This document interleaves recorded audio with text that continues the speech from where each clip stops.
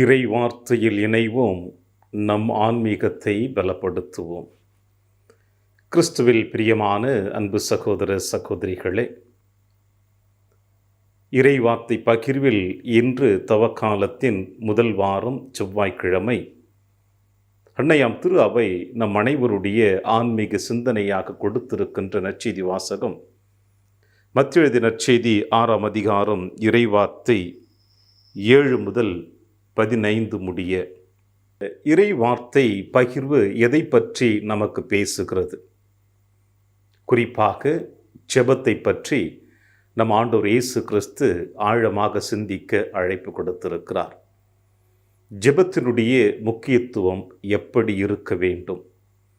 ஏனென்றால் இயேசுவின் காலத்திலும் சரி, இன்றைய காலகட்டங்களிலும் சரி, ஜெபம் என்கின்ற பெயரினில் எத்தனையோ மனிதர்கள் மக்களை தன்வயப்படுத்தி அவர்களுடைய தேவைகளை நிறைவேற்றி கொண்டிருக்கிறார்கள் என்பதை நாம் நேருக்கு நேராக பார்த்து கொண்டிருக்கிற நிகழ்வும் உண்டு.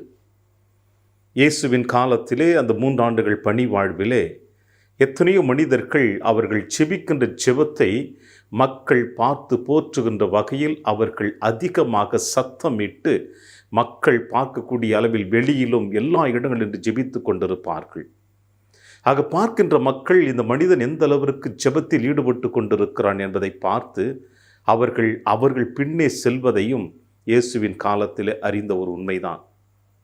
அவர்கள் பேசுகின்ற வார்த்தைகள், அவர்கள் ஜெபிக்கின்ற நேரங்கள், அவர்கள் பயன்படுத்தக்கூடிய வார்த்தைகள், உச்சரிப்புகள், சத்தம், இவை அனைத்துமே மக்களை வேறு திசையில் அழைத்து கொண்டு சென்றிருக்கின்றது. ஆனால் இயேசு இன்றைய நற்செய்தி வாசகத்தின் வழியாக எப்படி ஜெபிக்க வேண்டும் என்பதை அழகாக படம் பிடித்து காட்டுகிறார்.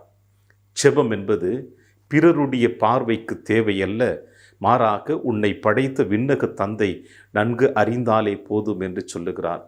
எனவேதான் ஆண்டவர் இயேசு கிறிஸ்துவினுடைய பணி வாழ்விலே பல நேரங்களில் தனிமையில், இரவு நேரங்களில், அதிகாலை நேரங்களில் தந்தையோடு தனிமையில் அமர்ந்து ஜெபிப்பது வழக்கமாக இருந்தது.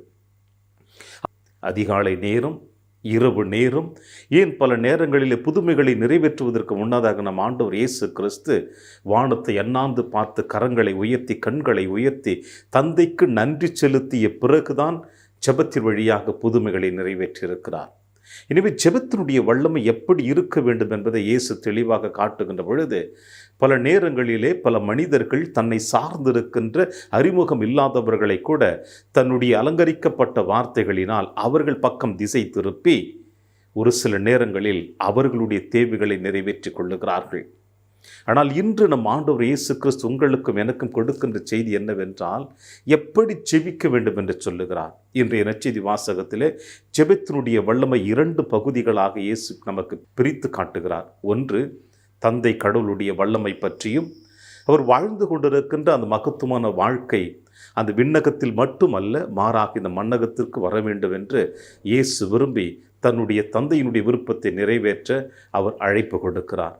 விண்ணுலகில் இருக்கிற எங்கள் தந்தையை, உமது பெயர் தூயதென போற்ற பிறகு உமது ஆட்சி வருக என்று தன் தந்தையினுடைய திருவுள்ளத்தை விண்ணகத்தில் எப்படி இருக்கிறதோ அதே போல இந்த மண்ணகத்தில் இருக்க வேண்டும் என்று நம் ஆண்டவர் இயேசு கிறிஸ்து தன்னுடைய சீடர்களுக்கு அழகாக இந்த ஜெபத்தின் வல்லமையை படம் பிடித்து காட்டுகிறார்.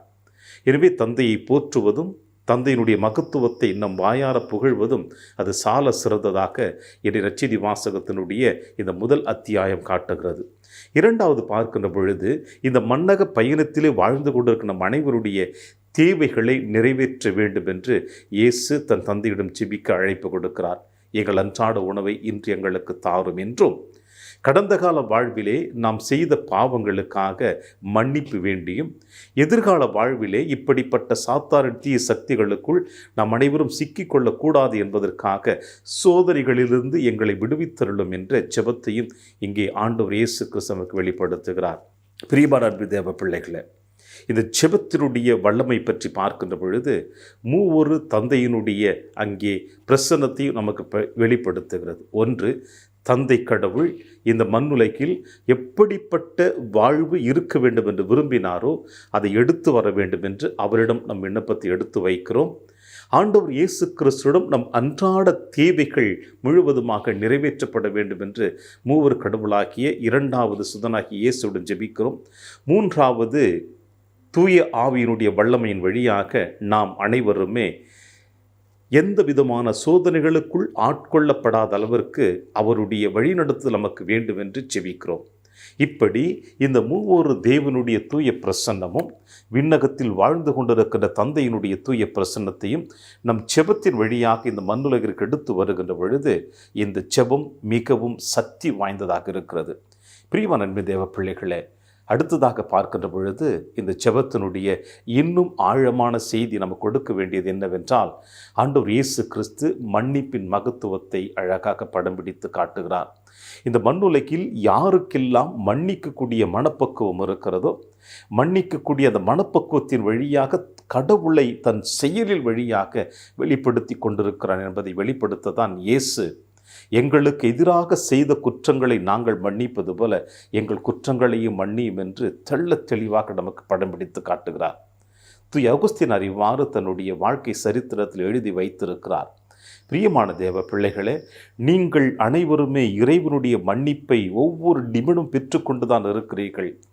அந்த இறைவனுடைய மன்னிப்பை நீங்கள் பெற்றுக்கொண்டிருக்கிறீர்கள். அதை நீங்கள் உணர வேண்டுமென்றால், இறைவனுடைய மன்னிப்பும் இரக்கமும் அருளும் உங்கள் மீது ஒவ்வொரு நிமிடம் கொடுத்து கொண்டிருப்பதை நீங்கள் உணர வேண்டுமென்றால், உங்களுக்கு யாரெல்லாம் துரோகம் செய்தார்களோ, உங்களை தீய சக்திக்கு அழைத்து சென்றார்களோ, அவர்களை நீங்கள் மன்னிக்கின்ற பொழுதுதான் இறைவனுடைய மன்னிப்பு உங்களால் உணர முடியும். ஒருவேளை நீங்கள் யாரையும் மன்னிக்கவில்லை என்றால் இறைவன் உங்களை மன்னித்து கொண்டே இருப்பார். ஆனால் இறைவனுடைய மன்னிப்பை உங்களால் உணர முடியாது என்று அழகாக சொல்லுகிறார்.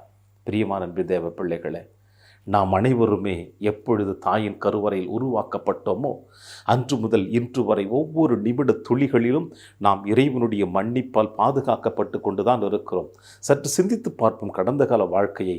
எத்தனை விபத்துக்கள், ஆபத்துக்கள், பிரச்சனைகள், போராட்டங்கள், மனவேதனை, கண்ணீர், கவலை, நோய் நொடிகள், இவை அனைத்திலும் இருந்தும் இறைவன் உங்களையும் என்னையும் பாதுகாத்து கொண்டே வந்திருக்கிறார் என்பதில் எந்த விதமான ஐயப்பாடும் இல்லை. ஆனால் அப்படிப்பட்ட பாதுகாப்பு, அப்படிப்பட்ட அற்புதமான வழிநடத்துதலிருந்து நாம் இன்று வரை இறைவனோடு பயணித்து கொண்டிருக்கின்ற பொழுது நாம் ஏன் நமக்கு துரோகம் செய்தவர்களை மன்னிக்கக்கூடாது?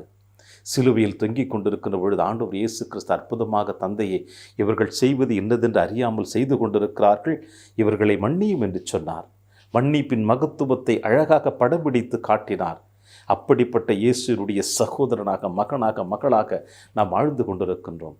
அந்த இயேசுனுடைய விண்ணப்பத்தை நாம் ஏற்று அதை நம்முடைய வாழ்வாக மாற்றி காட்டுகின்ற பொழுதுதான் மன்னிப்பின் மகத்துவம் நம் அனைவருக்கும் வெளிப்படுத்தப்படும். எனவே இது நற்செய்தி வாசகத்தின் வழியாக ஜெபத்தின் வல்லமை ஆண்டவர் இயேசு கிறிஸ்து நமக்கு வெளிப்படுத்துவது போல நாமும் நம்முடைய ஜெபத்தின் வழியாக, செயல்பாடுகளின் வழியாக இந்த மண்ணகத்தில் இறைவனை நாம் பிறருக்கு வெளிப்படுத்த முயற்சி செய்வோம். அதுவே இந்த தவக்காலத்தினுடைய சிறந்த முயற்சியாக இருக்கும். அந்த நம்பிக்கையோடு தொடருவோம். இந்த நாளிலே இறையாசிர் என்றும் உங்களோடு.